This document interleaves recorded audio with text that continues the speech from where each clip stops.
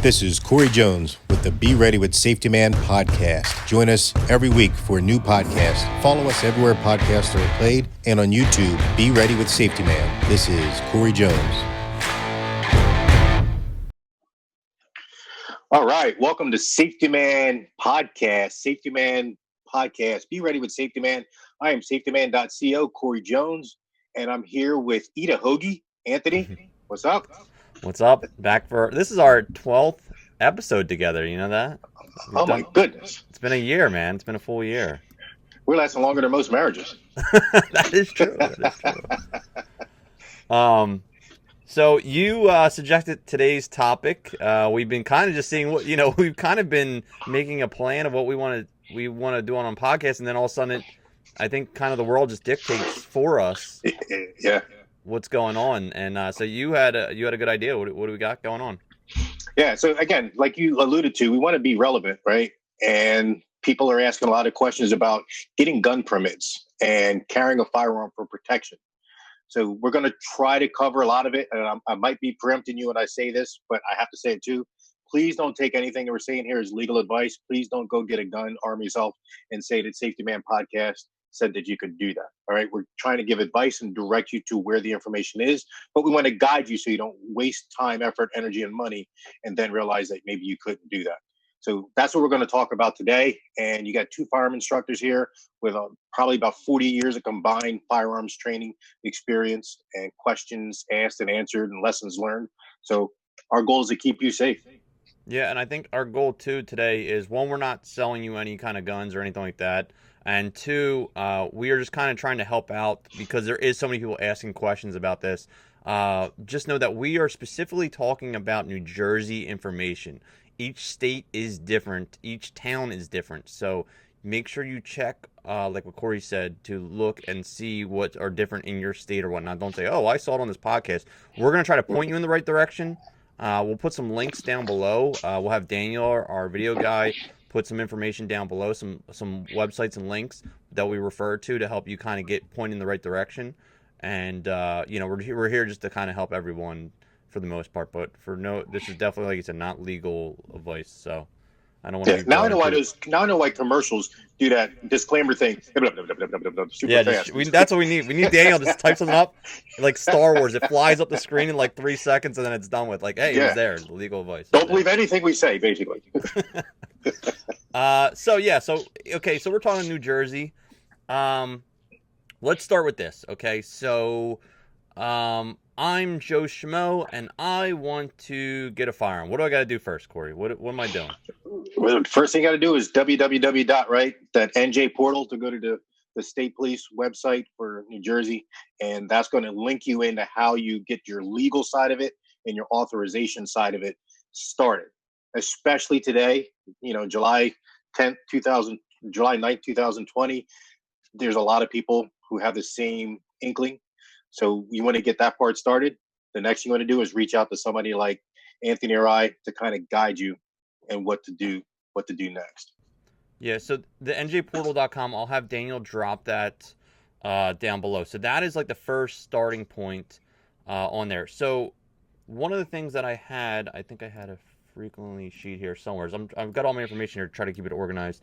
When you're applying, so what you're going to need. So one question I always get asked. So the first things you need done is fingerprints. Fingerprints need to be done. There is a agency you have to go to. Most police departments do not, and I'm pretty sure all of them in New Jersey do not do them through the actual police department anymore. They used to. So some people haven't done that in a while. They think they can still do it at the police department for that stuff. Mostly not. You have to go to, I'm looking for the actual name because I think it just changed. I think recently. It's Morpho is what it is.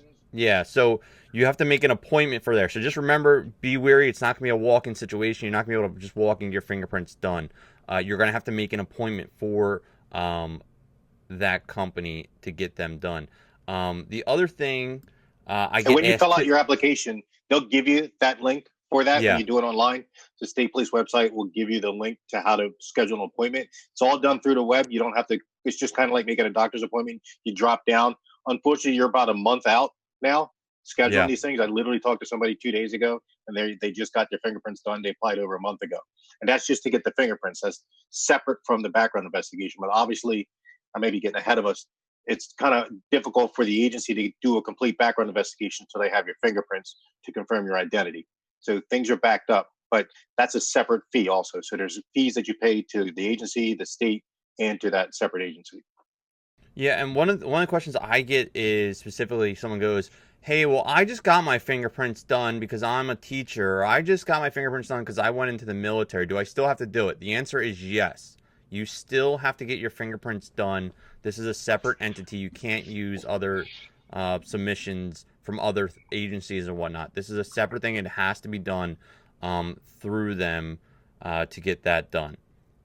Initial fees, I have them here. Firearms ID card is $5 for the initial only, and then each permit to purchase a handgun is $2 each. There's a criminal history check, which is $20, and then it's called Morpho Trust. It used to be called Sage and Morpho. That's what I was trying to remember. The updated name, Indentigo Morpho Trust, is the official name of the. So if you're gonna Google that, that's what Indentigo Morpho Trust is. What the name of the. You can look up the closest place you can done. It's all over the state, so you can find them everywhere. They're also used for like immigration, naturalization, and for I just got an enhanced passport with the TSA pre-check, which I highly recommend. Probably a separate podcast, but TSA pre-check, speed through the line. When we can fly again, that is actually on my list of getting things done because I do fly a lot. So there we go. Let me mark it down. Every time we talk, I got a future note I got to put down here.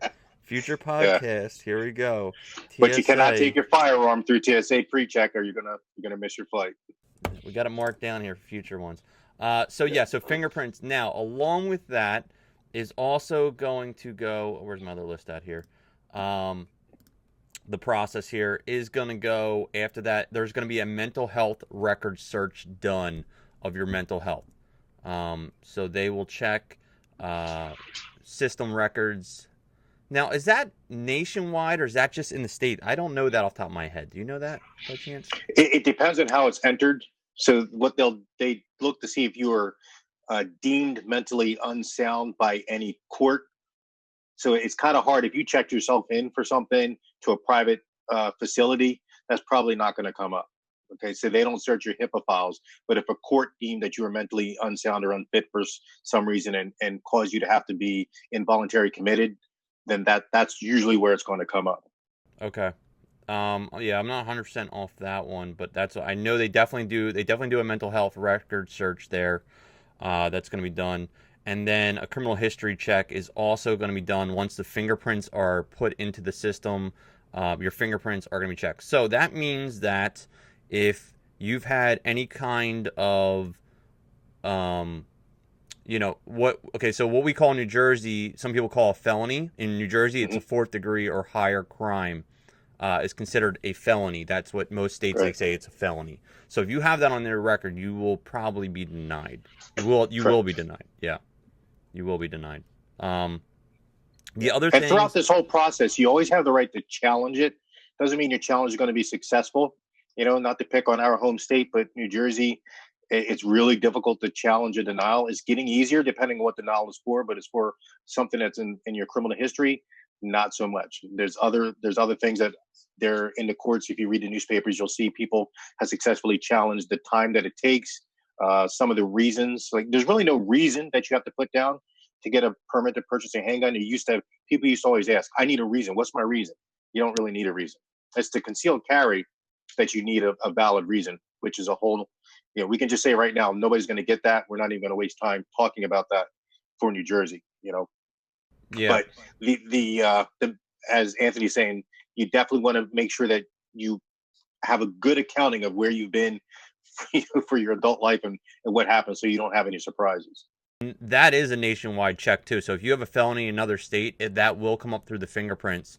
So that is not just the state that you live in. That is a nationwide check of your criminal history that will go into place.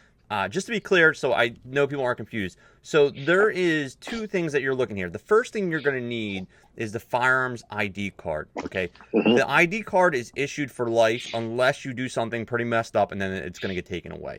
You get a one-time card pretty much. Think of it kind of like a license, but different. It's just kind of like your ID that says, hey, I can do this.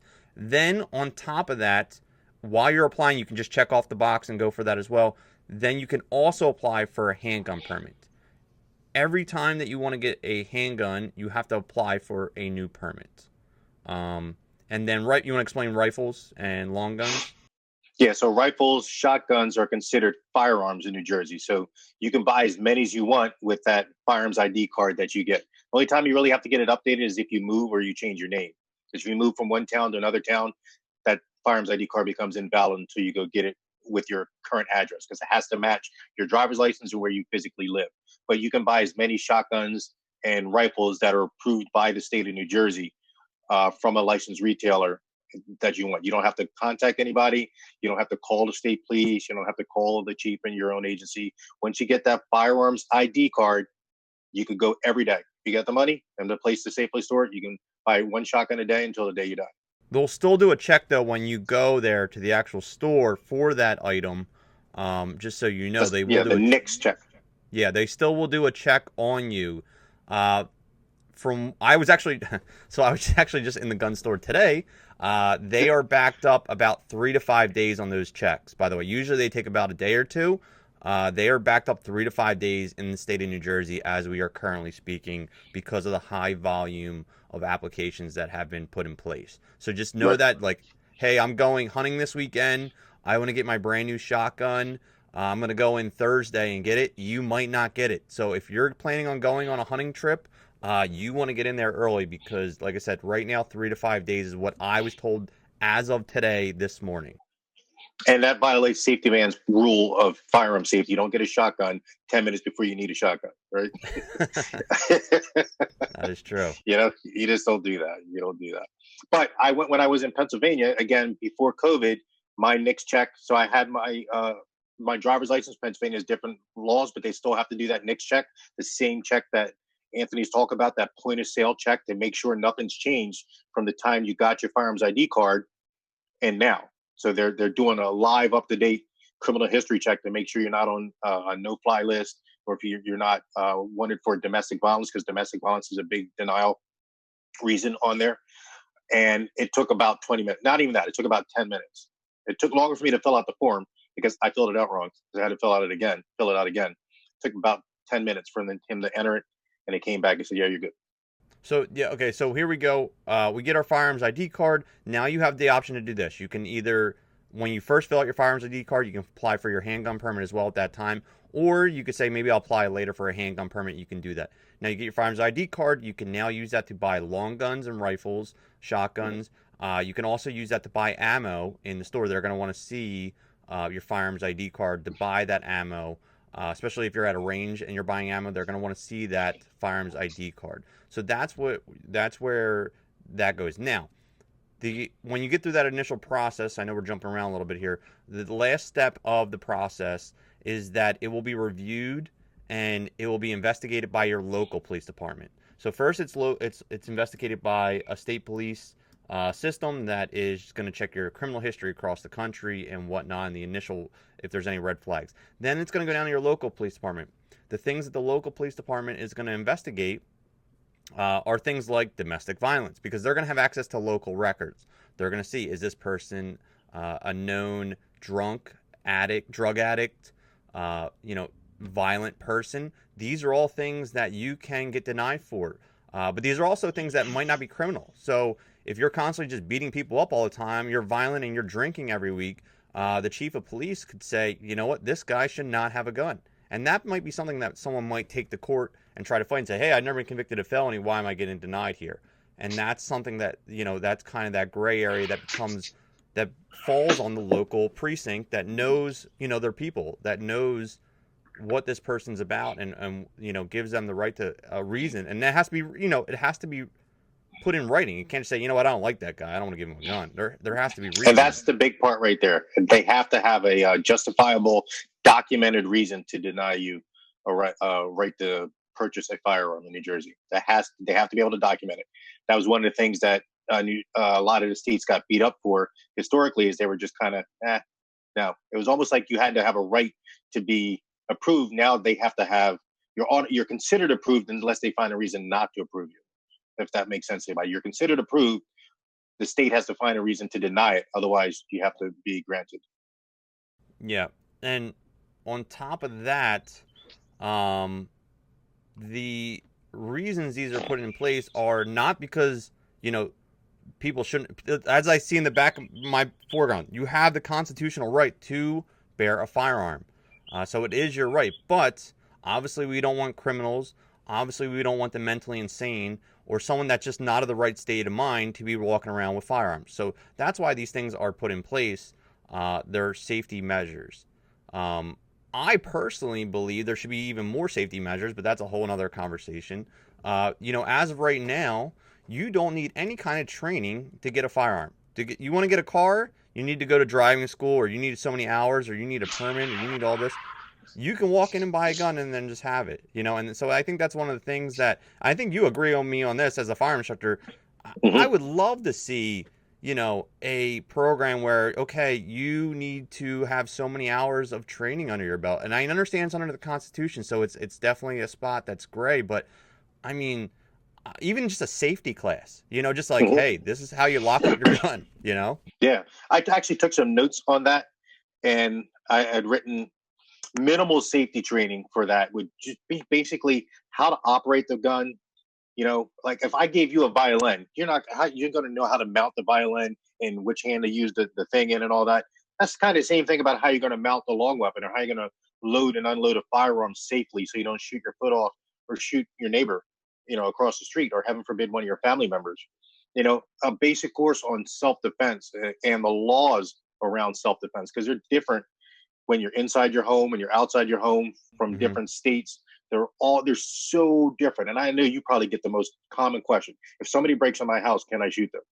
And, an hour later, you're finished, having the actual conversation that they're looking for, right? Because that's not a simple yes or no. Yeah, there's not a simple yes or no. Yeah, there's definitely, people are like, well, I'm like, well, do they have a weapon? Are they retreating? Are they coming at you? Are they threatening? Like, there's a million.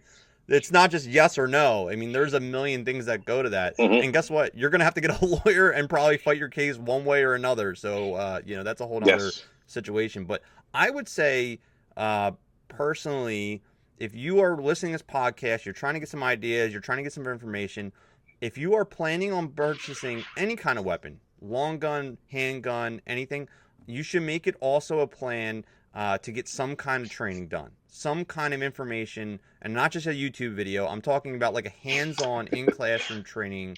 Unless it's this YouTube video. Yeah, unless it's this one. But no, you should plan on, if you're getting one, then two. If you're going to go out hunting, you should probably get a class or at least join up with someone that's hunted before, right? Like you should get somebody that has experience to teach you these things, because if not, you're going to have an accident, you're going to make a mistake, and this is not making a mistake at a sporting event, playing a game for the first time. This is a life or death mistake, so yes. I would definitely say, even though it's not required, there is no required safety training in the state of New Jersey, I would say that is a healthy plan to make or look up some information on that. Some states actually do mandate it. Some states do mandate a basic firearm safety course for concealed carry holders. Obviously, again, that's the 1/10 of 100th of 1% of New Jersey residents can qualify for that. But some states do have that, so it is out there. And Safetyman Security Consulting is a certified firearms instructor. I can train you how to do that safely and legally. Another thing you want to look at is medical information. So after the shooting is done, you may be injured, somebody in your family may be injured, and clearly we might have a suspect that is injured. So you kind of have to think about that transition from protector to, now do I have to go help this person if I can do it safely? Kind of want to know some medical information and get yourself, because it'll help you mentally prepare for the aftermath. Because it's not like TV. People think you just fire your weapon off. There's the police come. All right, sounds good to me. All right, have a good day, Mr. Jones, and they leave. Not at all. You're going to be dragged through criminal and civil court likely for years. So you need to have mentally prepared for that. You're going to wake up potentially in the middle of the night seeing visions of the person that you shot. And did I do it right? Did I not do it right? So you need to have that training and that mental preparation to react appropriately when it's time, because these things are split-second events, and then be able to mentally deal with it, legally deal with it, financially deal with it after it happens. Yeah, and I think people need to understand that too, is that these are conversations we could have for hours on this stuff, but criminal is definitely different than civil. So just because you are criminally cleared, someone breaks in your house, you know, they have a weapon, they're threatening to kill you, and guess what? You protect your house and you kill them, does not mean that you are free civilly. This person could then come back and sue you, or their family could come back and sue you civilly, which is a whole nother thing. So we'll have to have another podcast about criminal and civil differences, because I'm constantly explaining that one as well. You sent me this article here, and I wanted to just touch on it. This was from WBTW News. According to the FBI, 3.9 million apply to get purchase or handguns, which is the highest it has been in 20 years since they've kept records. And I can't speak on mine personally, that information, but if you want to speak on your former police department, if you have any information, I know that you said maybe they have higher rates going on right now. From a lot of people I talk to, like online, anecdotally, from agencies that I've worked with in the past, they're all experiencing a major increase in people seeking to purchase firearms. I haven't heard. I mean, it's astronomical. They're shocked, which means they're backed up. Number one, and number two, the gun stores are backed up. You know, ammunition's in shorter supply. I'm not saying this to scare people, just giving you facts. You know, it's harder. It takes a longer time to actually get a firearm. Once you have all this stuff documented and taken care of, it actually takes longer to actually get the firearm because of this high number of people that are reaching out. From the numbers that I'm hearing, if you've never had a Firearms ID card, I'm saying you've never had one, this is day one, you're listening to this podcast, how do I do this? I want to go in and get mine. I want to purchase a firearms, handgun, or long arm. You're looking at 2 to 3 months is what I've been told to expect. Wait time to get all your background check, get all your information, your mental health check, get that all done, and then the investigation by the local police department. And one thing you have to remember is this is done by officers. This is done by someone doing a formal investigation into your background. It's generally, if it's a small department, 1, maybe 2 people doing this. These people are also working the road. They're also answering calls. They're also doing the stuff that normal police do. Now, in a bigger department, it might be different. You might have a guy that just does it, or a woman that does it 24/7. But in smaller departments, these guys are doing other things as well. So there's a lot of time that it takes to get these things done. Yes. The other thing that the local police department will do is you're going to put in your initial request, you're going to have to put references. Just to touch on that. References cannot be family members. They cannot be like your boyfriend, husband, someone preferably that you don't live with. These have to be your friends or coworkers or someone that can vouch for you. So you are going to have to speak to a couple people and let them know, hey, the local police department is called, because, you know, I know that sometimes people get those calls and like, what is this? They're shocked. They don't know why they were put down for a reference or whatnot. So you're going to want to have to tell somebody like, hey, you might get a call from the police department, not to scare you. Yeah. And when you do it online, you have to put the email address of the person that you referenced, and this one thing happens instantly, because I had somebody use me recently and they say, Corey, can I put you down as a reference? Absolutely. Known this individual for 20 plus years. Good person. Within 45 seconds, I got the email from the state police. That's just a checkbox.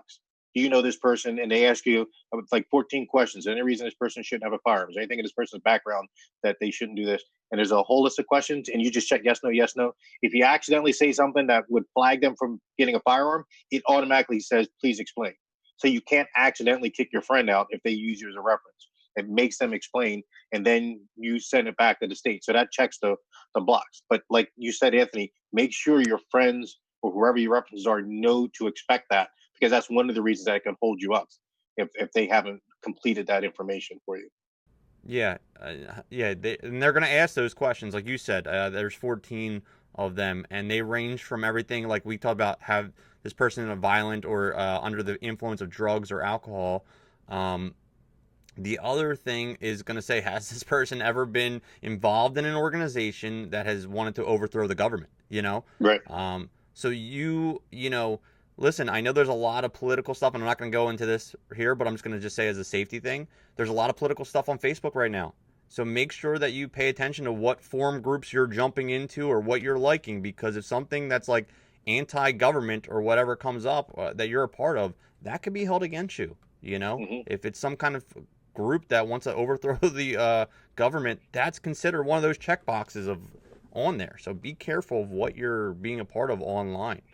Yeah, because you both have to say that you're not part of that, and your references have to affirm that you're not part of any group that does that. And again, this isn't us taking a political stance on anything. We're just giving you the facts of how you need to navigate this and how you need to make sure, because we all know online is forever. So yeah, online is forever. The other thing, when it comes to these forms, you have to be 100% truthful. If there's any information that's omitted purposely, like you didn't put on there about some kind of maybe you got a domestic violence incident that you didn't report. Maybe it was something that, when I say report, let's say when I say police involvement, I'm not saying that you and your wife are arguing over where you're going to go to dinner. I'm talking about like police showed up at your house, there was an incident. If you don't report these things and there was actually police involvement, and then it's found out later, you could be denied for those reasons as well. Exactly. So all your information has to be 100% truthful. Just to save some time too, if you're going to be filling these stuff out, some of the things they look for are like addresses of places you've lived in. Off the top of my head, I want to say 5 or 10 years. I think it's 10 years. Do you know off the top of your head? Yeah, I think it still has 10 years.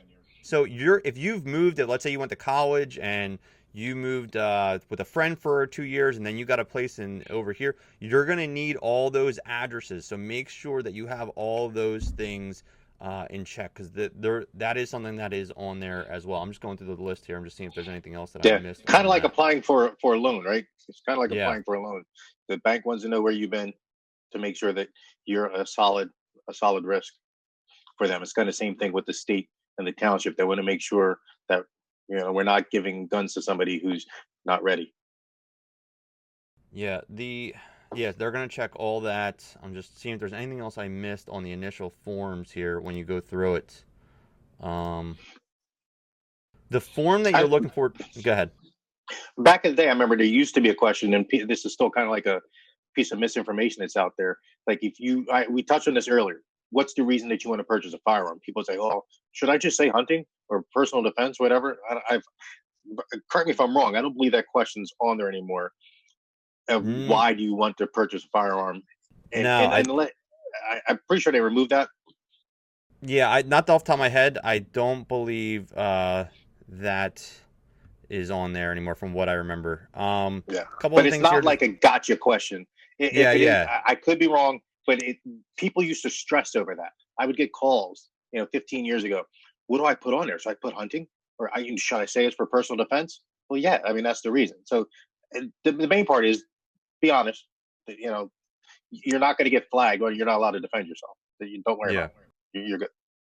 FYI, the New Jersey form, which again we'll put the link down, it's called the STS-033 form. When you go there's another important part of information. You're going to need the ORI number of your local licensing authority. And you're going to say, what the hell is an ORI number? You want to explain that, Corey, what that is? Yeah, every municipality in New Jersey has an identification number, so they can be identified for the police reports that we do and so forth. And that's an easy way for the state to kind of funnel where everything comes into them. All right, who's responsible for this? So when you fill out this form online, it goes up to the state. State needs to know who to push it back down to do the rest of the investigation. So if you go on Google, I just did it yesterday for somebody, just Google NJ and then ORI, and then you can put a municipality. Couple links, 2 or 3 links, it'll show you. It's also on the state police website of the ORI for your individual township, but it'll be NJ00 and then a few other numbers after that, so you know what it looks like. It'll be NJ00 and then like a couple digits. Yep, I'm looking at it right now just to make sure that we got everything 100% here as well. I'm looking at, you're going to also have to have your contact information obviously on there. They're going to need a good phone number for you, good address. Don't be surprised if a local officer comes out to your house. They will sometimes come out to your house. kind of get maybe a feel of the neighborhood, who's there, talk to see what's going on, and specifically make sure that you actually live there. Smaller departments, I would say they probably know who lives where. They'll have a good idea. But a little bit larger, they're gonna maybe go and say, I don't really know this guy. Let me go see, or woman, and let me go Mhm. see, who lives there or what's going on. So you might have contact from a local police department as well. We talked about references, and then the review is done, and then at the end of the day, it is either your chief of police or your police supervisor that is in charge will probably be making the determination of signing off on that. They'll then call you or email you, however it works for your town, and they'll tell you to come in and pick up your physical copies. They will issue the Firearms Id Card. That is good for life, so you want to make sure you keep that in a safe place. And make sure that it's just a piece of paper. Basically, it's not laminated. It's not like a physical license, so it's a piece of paper still. Yeah, So I you want to keep laminated that. mine. I probably wasn't supposed to, but I laminated mine, and I also laminated my social security card, even though it says do not laminate. I did. Corey's I'm a rebel. the FBI's listening to this, and Corey's going to jail now after this. Yeah, for laminating my social security card. Done. I'll You're be that done, guy. man. You're done. They're listening. You're done. Um, Yeah. yeah. So you want to keep that in a safe spot. They're going to issue a permit, a physical permit, and that will have an expiration on it. Now, I believe they extended some time, so I got to maybe look this up. I believe it's a 90-day permit, but I think because of COVID, they gave you a little more extension time on it. So you have to use that permit to purchase. Now, this is the permit to purchase the handgun, not the long gun, just the handgun. You have a certain amount. If that expires, you have to go back to your police department and ask the chief for an extension. He might ask for a reason. If you say I was sick or, I don't know, but there might be a reason, but usually they'll just sign off. They'll give you another 30, 60 days or whatnot. And then after that, then it's gone and you're going to have to reapply. So make sure that if you're going to physically purchase it, make sure A you're handgun. ready to do that. Yeah. But Yeah. I think they backed that up an extra 60 days or 90 days now on top of it because, like you said, gun stores are having trouble getting things in and whatnot. So, Yeah, with COVID, everything we're saying now is in flux because of COVID and state agencies and people having to work at home and municipalities, haven't been on skeleton crews for some time, and a lot of their administrative staff and clerical staff wasn't there. So they realized that it was taking a longer time to even get the initial ones approved. So again, just please remember that you have two pieces. You're getting two physical documents if you get the Firearms Id Card, long guns, shotguns, and rifles. And then you get a permit to purchase a handgun and ammunition. Yeah. Yes. And then you get a permit to purchase a handgun. So make sure you're ready so you don't waste everybody's time and your own time, effort, energy, and money getting like some people say, well, I'll just get them both at the same time. Not if you're not ready to get a handgun, because maybe you don't have the money. Maybe you want to train. Maybe your financial situation changed, whatever it is, it's going to potentially expire. And then I don't want anybody to rush and just settle on a handgun just because they have the permit. They don't want to have to go through the process to get another one. So, yeah, like we're saying with this thing, talk to a professional before you start your process. Talk to a professional, maybe get some training, go to a range, see what kind of weapon systems you like. Maybe you like shotguns. People think they want a handgun, and then they realize how much training goes into that. They decide they want a shotgun, or they want this super cool rifle that they saw on TV. And then they realize that's probably not the best thing for home defense, because I'm going to shoot through my house and shoot my neighbors. So, that's why we talked about earlier. We need to learn all the facts, Mm-hmm. I think the other part that needs to be slightly just discussed, and we don't have to go full detail on this. So you planning to buy you're now going through the process. You're getting your Firearms Id Card. You're getting your permit to purchase a handgun. You have talked to somebody about getting some kind of training done. Third thing I would say that you need to, especially if you live with anybody else, kids, people, roommates, you need to get some kind of safe, some kind of lock, some kind of safe. Because here's where we talk about civil instances. You have, let's just play devil's advocate here. You have a firearm, you have a roommate, okay? Roommate is not someone that you're romantically involved with, but they live in the same household as you. You have that gun in your house. You don't know who those people are bringing, who that person's bringing in the house when you're not there. And guess what? They take the gun, they use it, or they do something with it. And then someone says, why wasn't that gun locked up? Why wasn't this? That's something where it criminally, maybe you did nothing wrong. It was in your room. It was not, anyone else's. But now you're talking civilly. You might find some exposure there if someone uses that weapon in the wrong way, and now you're getting screwed. So buying a good safe, I would take the word Mike out of there. You will be, you can be criminally charged for that. If a child gets a hold of it, somebody gets a hold of it and commits a crime, somebody uses it for some other reason, and heaven forbid, again, a child gets a hold of that gun and hurts him or herself, there's a criminal charge attached to that, and there's clearly going to be civil charge. Again, like we were talking about earlier, just imagine the mental distress you're going to have for the rest of your life.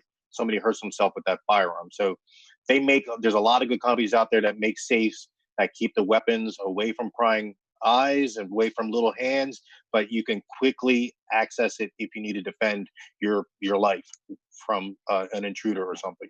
Yeah, and they have some really good ones now where they're to your fingerprints, where you just put your fingerprints on there and it reads just yours. I mean, some are just combo locks or keys. There's so many good ones out there now that if you're like, well, I need it really fast, they have ones now that you can literally just touch it. It reads your fingerprints only and does a scan, and you're popping that open. So that excuse of, hey, if it's locked up, I'm not gonna be able to use it right away. That's out the window. So there's not excuses anymore for that kind of stuff. So investing in a good safe should be definitely part of the 3-part plan if you're going to do this, because realistically, yes, it is your Second Amendment, but in my belief, there's a lot of responsibility in your amendments of your Bill of Rights. I mean, it comes with responsibility, like right? Great power comes great responsibility, right? Yes, Spider-Man? 100%. Yeah. So, yeah, definitely having a good safe goes a part of that plan as well. I think we touched on the basics of stuff. I mean, listen, we can go into whole other podcasts about hollow points and all assault weapons and like everything else. I mean, these might be future episodes if people want to talk about that, but I think this is just good for the basic stuff. Is there anything else you could think of, for the initial, this was just, the initial application kind of deal?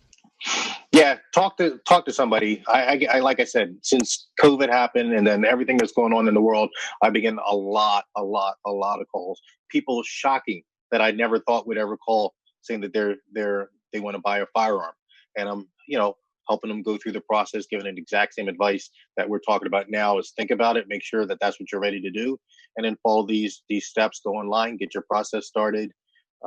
Make sure you have all your information ready to go, just like you're going to apply for a home loan or something like that. You don't want to be trying to figure out questions then. You get all that stuff ready and do some research on the kind of firearm you want, how you're going to train yourself to use it effectively, and how you're going to store it safely. I'm gonna include 3 things I'm gonna give to Daniel to put down below. So just so everyone knows, you'll be able to look down below in the information section of this video. 1, I'm gonna put the actual link if you're in New Jersey and you want to apply online. I'm gonna put that down there. 2, I'm gonna put a link to the New Jersey State Police Firearms Frequently Asked Questions. There is almost 30 questions on here that is pretty good. About probably a lot of questions that you may have, like, can I purchase, can I transport, can I do this? All these questions are laid out really clearly and has all the information on there. And then I'm going to put a link to the actual firearms applicant procedure, which we kind of went over today, but it just kind of mapped out step for step for you. So I'll make sure all 3 of those links are dropped down below so people can easily come back to this, and say, what was that? Where was this? And they could just go to our podcast and just go on the video. It'll be all listed for them there and try to make it pretty easy for them to understand. Exactly. And reading that Second Amendment right behind you, it says a well-trained, some readings of it say a well-regulated militia. So one of the things that you're talking about is you have to have some, we believe that you have to have some training and responsibility. Okay, because there are a lot of people who stand on that Second Amendment, as do I. And, the 3rd word in there is either well-trained, well-regulated militia. Okay, yeah, so there's word for word adjective in there. Word for word, a well-regulated militia being necessary to the security of a free state, the right of the people to keep and bear arms shall not be infringed.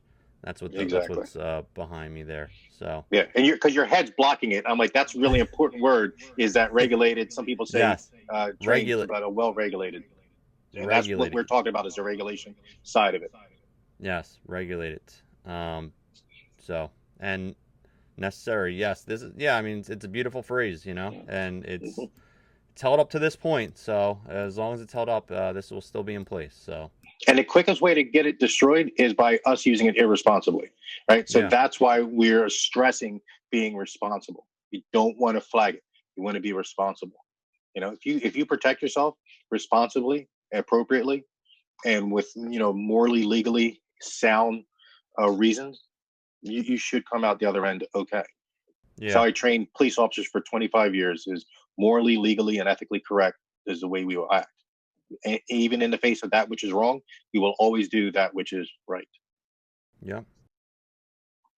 All right. So that was another episode. Thank you guys for hanging out. You can get me at Twitter at Idahoagie. Corey, you got the website there. Anything else you want to drop? Safetyman.co everywhere. Safetyman.co everywhere. So we will see you. We'll see what as the world turns next month. Oh, geez. Who knows what the next podcast will be? We'll see. Could be defending zombies. It might be real defending zombies. We'll see. Where we go. So I thought we already did that. Yeah, well, that's what I'm saying. It might be the real life, in real life video that we're gonna make. Going down the streets. We'll see. I don't know. So, Roger that. All right. Thanks, buddy. You got it. Be safe, everybody.